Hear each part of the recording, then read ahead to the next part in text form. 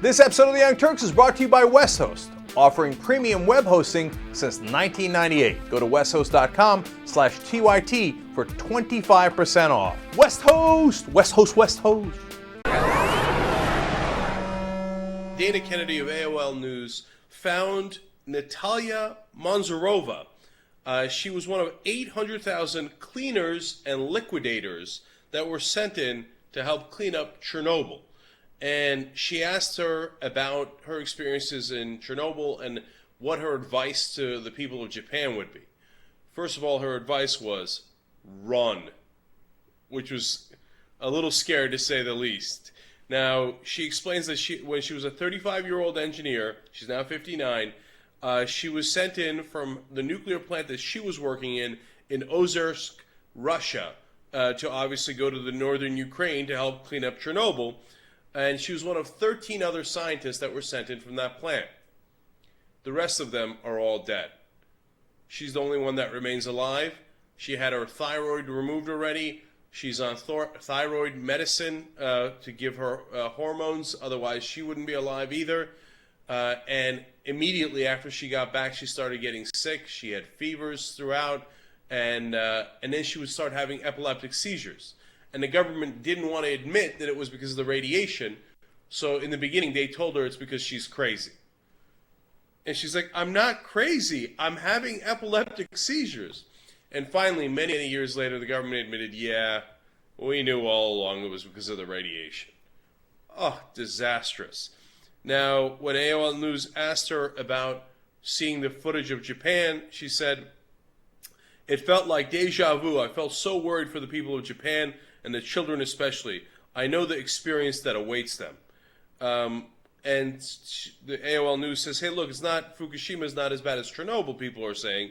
She says, every nuclear accident is different, and the impact cannot be truly measured for years. The government does not always tell you the truth. Many will never return to their homes. Their lives will be divided into two parts, before and after Fukushima. They'll worry about their health and their children's health. The government will probably say there was not that much radiation and it didn't harm them. And the government will probably not compensate them for all that they've lost. What they lost can't be calculated.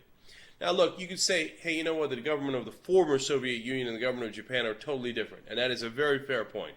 At the same time, we've seen the government of Japan give, misleading report after misleading report in this because they want to cover their tracks and they don't want people to panic, which is understandable. But already, we've seen cases where they weren't reporting the radiation levels within basically a 50-mile perimeter. Why are they not reporting them, even though they're obviously taking them? Because they don't want people to know how high the radiation is. So that happened for a period of time. Now, the most chilling quote. When they asked her, what message do you have for Japan? She said, quote, run away as quickly as possible. Don't wait.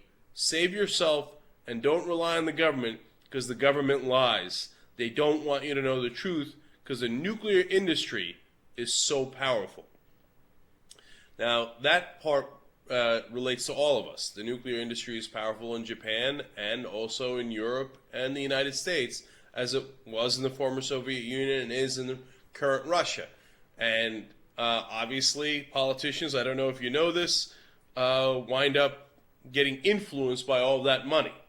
And they don't want their people to panic, and they want people to think that they're doing a good job. Those are the incentives that they have to tell you things that aren't true. And she's saying, don't believe the hype. Run away as quickly as possible. By the way, when they asked her, hey, why did you stay? She said, look, I was an emergency worker, like a firefighter. I thought it was my duty. And we did help, others by making sure as much as we could that the radiation did not spread. But as far as what they told us, it was nothing but a pack of lies. And at WestHost offers web hosting for 19 cents a day. You can't get cheaper. That's right. ridiculous. You could do web host transfers. Like you got a website, boom, transfer. For free. You have 24/7 support. 60-day money-back guarantee. Well, then you literally can't lose. 25% off if you go to westhost.com/TYT. You know what I think about that? I think WestHost. WestHost.